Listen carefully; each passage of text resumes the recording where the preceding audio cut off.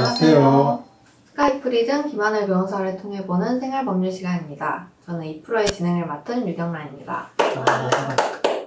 오늘은 지난화에서 공지해드린 대로 김하늘 변호사님이 직접 구속영장을 기각받은 사례를 가지고 실제로 구속영장이 청구되었다고 하면 어떻게 대처해야 하는지 알아보는 시간을 갖도록 하겠습니다.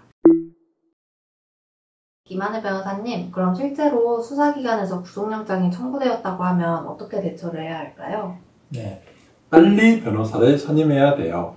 영장실질심사는 변호사가 대비할 시간적 여유가 정말 없어요. 긴급 체포되었고 영장이 청구되었다. 그럼 바로 다음날 실질심사가 열려요. 미체포 피의자의 경우에는 조금 사정이 낮지만은 그래도 2, 3일 여유밖에는 없어요. 그 사이에 변호사가 사건 내용을 파악해서 변호인 의견서를 작성하고 신문기일에 제대로 된 변론을 한다는 것은 정말 어려운 일이에요. 물론 피의자 스스로 생각하기에도 나는 구속을 면하기 어렵다라고 생각되는 경우에는 굳이 서둘러 변호사를 선임할 필요가 없겠지만 본인이 생각하기에 억울하거나 아니면 당장 구속되면 안 되는 절박한 사정이 있다면은 한시라도 빨리 변호사를 선임을 해야 돼요. 네, 변호사가 선임되면 어떻게 대처를 하나요? 저 같은 경우에는 영장실질심사를 맡게 되면 직원을 시켜서 바로 법원에 가서 구속영장 청구서를 등사해 오게 해요. 그 다음에는 바로 피의자가 체포되어 있는 유치장으로 접견을 가는 거죠. 변호사가 영장실질심사에 대비하기 위해서는 이 구속영장 청구서를 분석하는 작업이 정말 중요해요.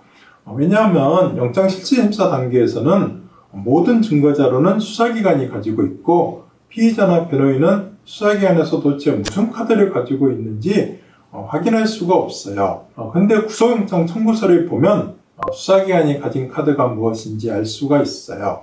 그러면 그에 맞추어서 영장실질심사에서 어떻게 변론을 해야 될지 길이 보이거든요. 제가 이번에 수임한 사건에 실제 구속영장 청구서 사본을 보여드릴게요. 당사자 프라이버시를 위해서 많은 부분을 음영으로 처리한 것은 이해를 해주세요. 이것이 실제 구속영장 청구서 사본이에요. 보기만 해서는 잘 모르겠네요. 변호사님이 설명을 좀 해주시겠어요? 네, 첫 페이지를 보면 서울 남부지방검찰청 검사가 청구한 구속영장 청구서라는 것을 알 수 있고요. 피의자 인적사항이 기재되어 있고 변호인으로 제 이름이 기재되어 있잖아요.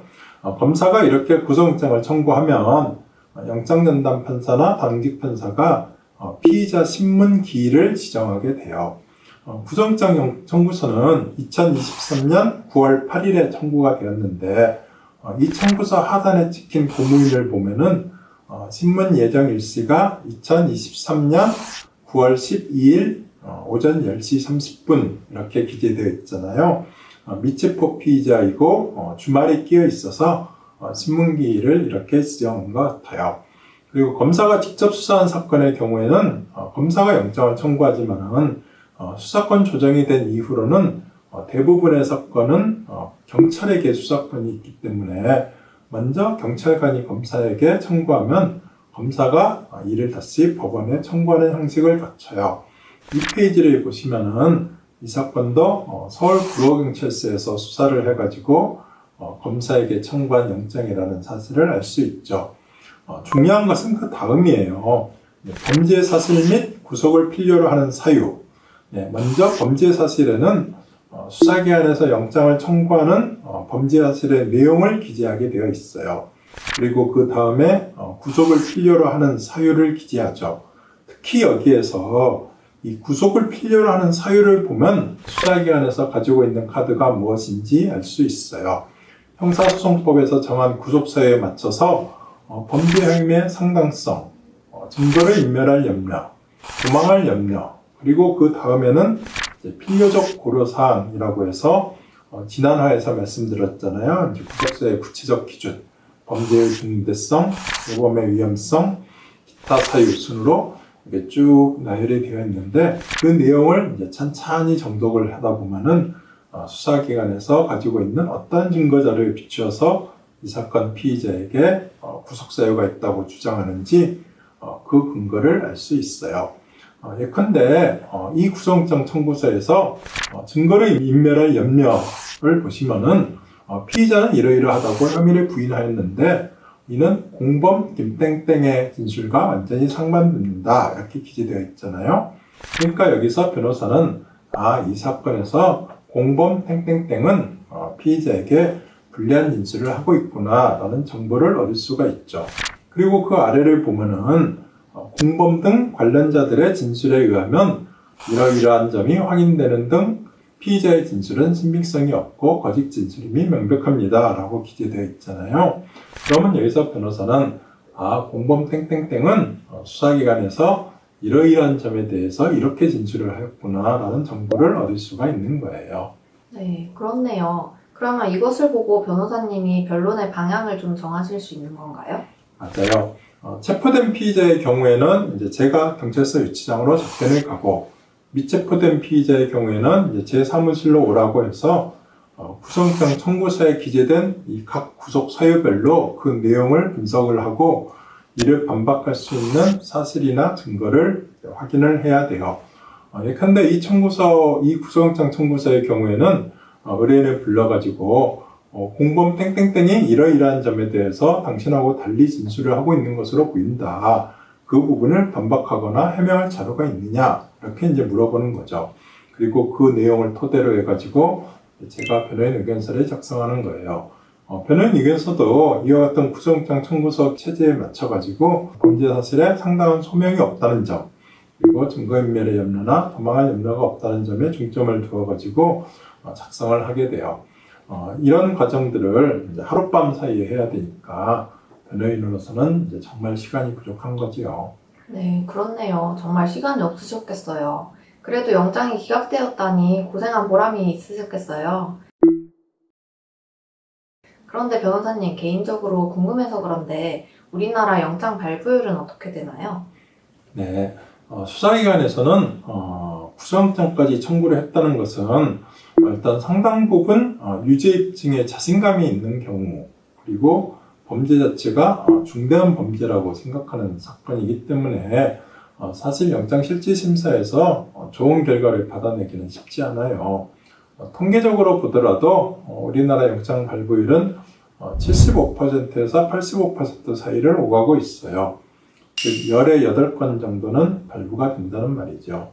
네, 변호사님이 맡으신 사건에서는 어느 정도 영장이 발부되었을까요? 그건 영업 비밀인데요. 절반 정도 발부되었던 것 같아요. 네, 그렇군요. 그래도 변호사님이 말씀하신 우리나라 영장 발부율에 비하면 압도적으로 낮은 비율이네요. 그러면 변호사님이 생각하시기에 영장이 기각될 수 있는 특별한 비법 같은 게 있을까요? 저 같은 경우에는 자백하는 사건인지 부인하는 사건인지에 따라서 대처하는 방법이 완전히 달라요. 먼저 자백하는 사건에서는 증거인멸의 염려는 크게 문제가 되지 않으니까 도망할 염려가 없다는 점에 변론에 중점을 두어야 돼요. 사회적 유대관계가 확실하다, 부양할 처자식이 있다, 잘못을 진심으로 뉘우치고 있다, 피해자와 합의하였거나 조만간 합의할 예정이다. 특히 사기죄와 같은 자산적 범죄의 경우에는 이 합의 여부가 굉장히 중요한데 영장 청구되고 실질심사를 받는 그 사이에라도 일부라도 합의를 할 수 있으면 합의를 하는 것이 매우 중요해요. 그리고 나서 이제 판사님한테는 피의자를 당장 구속하게 되면은 피의자가 경제활동을 하지 못하게 돼서 합의를 할 수가 없다. 오히려 피의자를 불구속 상태에 두는 것이 피해자들과 추가 합의를 할 수 있어서 피해자 구제에도 유리하다. 이런 식으로 변론을 하게 되는 거죠. 다음으로 부인하는 사건에서는 피의자가 변수하는 내용이 나름대로 일관성이 있고 만일 구속이 되면은 피의자의 방어권을 중대하게 침해하게 된다. 이 부분에 변론에 중점을 둬야 돼요. 예전에는 피의자가 부인하는 사건에서는 영장실질심사를 담당하는 판사님이 증거인멸이나 도망할 염려가 있다고 판단하는 경우가 많았는데 요즘에는 이제 피의자의 방어권을 실질적으로 보장해야 된다는 인식이 높아져서 그런지 피의자가 부인하는 내용이 일리가 있다고 판단되면 판사님도 다퉈볼 여지가 있다. 피의자의 방어권을 보장할 필요가 있다. 이런 이유로 영장이 기각되는 경우도 종종 있는 것 같아요. 이번에 영장 청구가 기각된 사건도 혐의를 모두 부인하는 사건이었는데 다퉈볼 여지가 있다는 이유로 기각되었거든요. 그래서 저는 피의자에게 진실이 무엇인지를 반드시 물어봐요. 영장실질심사에서는 변호사는 증거자료를 보지 못하고 그야말로 피의자의 말만 믿고 변론할 수밖에 없거든요. 제가 피의자의 말만 믿고 억울하다고 변론을 했는데 나중에 알고 보니 공범이 이미 모든 것을 수사기관에 자백한 경우가 있었어요. 그리고 피의자의 말이 제게 한 말하고 수사기관에서 한 말하고 서로 다른 경우도 있었고요. 이런 경우에는 영장실질심사에서 좋은 결과를 기대할 수가 없죠. 네, 그렇군요. 이왕 말이 나온 김에 제가 구속영장과 관련된 언론 보도 중에서 궁금했던 부분을 좀 몇 가지 물어볼게요. 괜찮으시죠? 네, 물론이지요. 뭐든지 물어보시면 제가 알고 있는 범위에서 성실하게 답변해 드릴게요. 네, 이것도 언론에서 크게 보도가 되었던 사건인데요. 판사님이 범죄 혐의는 소명되었으나 배우자가 다른 사건으로 구속되어 있는 점 등을 고려해서 영장을 기각하셨다고 보도가 되었었거든요. 이런 사유도 영장 기각 사유가 되나요? 구속이라는 것은 일상의 삶을 파괴하는 거라고 말씀드렸잖아요. 그래서 보통 남편이 구속되면 이제 아내는 변호사를 선임하고 구치소로 접견을 가고 남은 가족들을 돌보고 뭐 이런 일을 하지요. 근데 부부가 함께 범행을 저지른 경우에 공범이라고 해서 둘 다 구속을 해버리면 남은 가족은 누가 돌보고 구속된 부부는 어떻게 변호인의 조력을 받나요? 이런 문제가 있기 때문에 실무상 부부가 공범이거나 부모 자식이 공범인 경우에는 둘 다 구속하지는 않는 경향이 있어요. 이것은 법률적인 영장 기각 사유라기보다는 구속도 사람이 하는 일이다 보니까 판사님이 인간적인 배려를 해주시는 거죠. 물론 절대적인 것은 아니고 사안에 따라 다르겠죠. 네. 또 재벌 회장님들이 영장 실질심사를 받게 되는 경우에는 대부분 휠체어를 타고 출석해서 심사를 받잖아요. 최근 언론 보도에서는 아이를 안고 영장 실질심사에 출석한 여성분도 있다고 해요. 이런 행위가 판사님의 판단에 좀 영향을 미칠 수 있을까요? 몸이 아파서 이제 수감 생활에 감당하기가 어렵다. 구속이 되면은 아이를 돌볼 사람이 없다. 그런 사정을 이제 판사님한테 호소하기 위해서 이제 그런 행위를 하는 것 같은데, 구속의 필요성을 판단할 때 고려할 수 있는 사정에는 포함이 될 수가 있겠죠. 아까 말씀드렸듯이 구속도 사람이 하는 일이니까요.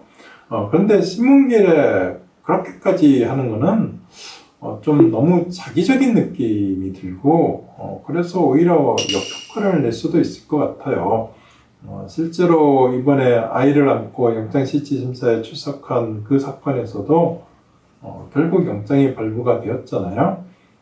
저는 뭐니 해도 판사님에 대해서는 법리적인 주장과 설득이 우선이다. 이렇게 봐요. 네, 잘 알겠어요. 마지막으로 하나만 더 여쭤볼게요. 언론 보도를 보면 구속영장을 청구를 했다가 기각이 되었는데 검사가 다시 영장을 재청구해서 구속되었다는 기사도 본 것 같은데요. 기각된 영장에 대해서 이렇게 재청구할 수가 있는 건가요? 구속영장을 발부하거나 기각하는 그 법원의 판단에 대해서는 불복을 할 수가 없어요. 그래서 구속영장이 발부되면 피의자나 변호인은 이에 불복을 할 수가 없고 구속적부심이나 보석 신청을 할 수 있을 뿐이에요. 마찬가지로 구속영장이 기각되었다고 하더라도 검사는 여기에 불복을 할 수가 없고 다만 이제 영장 기각 사유를 보완해서 재청구를 할 수 있을 뿐이에요. 영장이 재청구가 되면 당해 영장을 발부한 판사가 아니라 다른 판사가 영장실질심사를 다시 하게 돼요. 일반적으로는 설령 조금 생각이 다를지라도 기존의 판사님이 하신 판단을 존중하는 경향이 있기 때문에 영장이 재청구되더라도 발부되는 경우는 많지 않아요. 그렇지만 기존 영장 청구 당시에는 발견되지 않았던 새로운 증거가 발견되었거나 다른 범죄 사실이 소명된 경우에는 영장 청구가 받아들여지는 경우도 있어요. 네, 잘 알겠어요. 일상의 삶을 파괴하는 구속영장 청구, 최대한 빨리 실력 있는 변호사님을 선임해서 도움을 받는 것이 가장 좋은 대처법인 것 같네요. 김하늘 변호사님, 오늘도 좋은 말씀 감사드리고요. 다음에 다시 뵙겠습니다. 감사합니다. 다음에 또 뵙겠습니다.